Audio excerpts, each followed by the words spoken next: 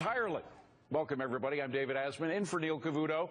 Attorney General Eric Holder is in Missouri today, meeting with FBI and local officials as part of an investigation into what is going on in Ferguson. But it seems the media has already figured that out. Look at these headlines. Many outlets blaming income inequality for all the unrest. But is this really the cause and effect of bad policies? To conservative black chick editor Crystal Wright and Democratic strategist Zerlina Maxwell. Crystal, first to you, how does income inequality fit into this equation, if at all?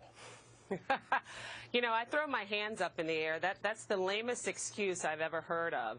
Eric Holder is going to Ferguson to pressure the federal investigators, the FBI agents on the ground, as well as local law enforcement and the St. Louis and the prosecutor in the case, to bring charges against Officer Wilson, because they've already made up their mind, and that's it. If they really wanted to deal with income inequality between blacks and whites, where are the policies that address 70% of all black babies are born to unwed mothers? Well, and Zerlina, right, in fact, the policies of the past 6 years have been from the Democrats. Well, I also have to say that, I would argue. Hold on a second, Crystal. Let me just give that to Zerlina. Just let me respond. Okay. You know, I think that certainly there is a generation of policies that have contributed to the current status of income inequality, which, yes, I think has impacted black people more. And I think one of the things we have to point out here is that certainly the people in Ferguson, which a town that is largely working class, certainly people are living in poverty, but it's not a high crime area. This was the first murder of the entire year. And so I think people there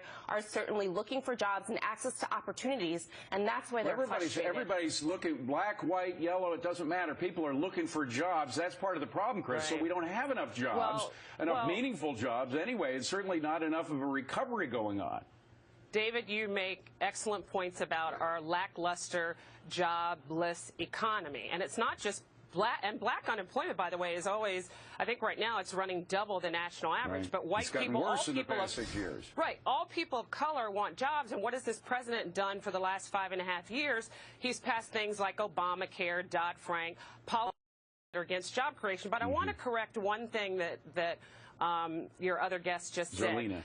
Yeah, Zerlina. I'm sorry, Zerlina. I didn't catch the name. But Zerlina, you said that there's low crime in Missouri. Actually, no, I said in Ferguson. I was very specific there. Well, Ferguson. But I think that's being disingenuous. No, it's according not. To the violence, according to the Violence Policy Center, Missouri in 2010 ranked as the #1 state for black homicides. In 2011, it ranked #2. And for us, let's paint a clear picture about what's going on in Ferguson. Of the 59 folks that were arrested in Ferguson Monday night, 41 were Ferguson residents. So they're not all coming from out of town. Let me just give Zerlina a chance to respond. And I want to put it in a slightly different context. And this is one that my old buddy, the Wall Street Journal, Jason Riley, said a couple of days ago.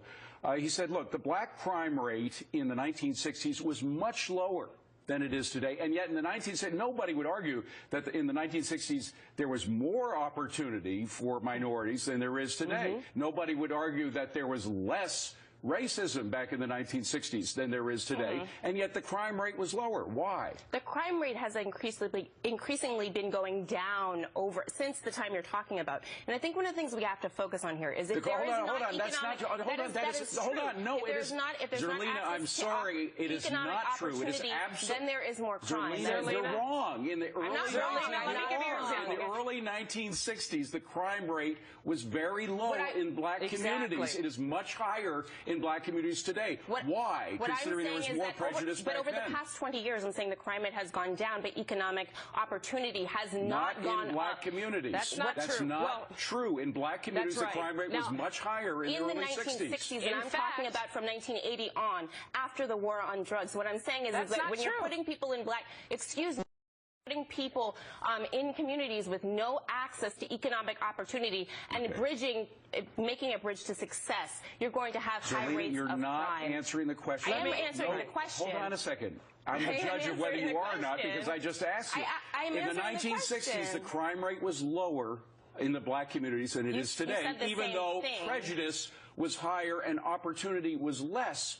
So how can you blame crime on there being less opportunity? I'm not blaming crime on anything. I'm saying crime is wrong. We're all in agreement on that. David? What I'm saying is that when there's little opportunity, there are going to be high rates of crime, and the opportunity, those ladders to opportunity, have not increased for those same black people in the inner city. Crystal, just 5 seconds. Go ahead and wrap. 5 seconds. 5 seconds.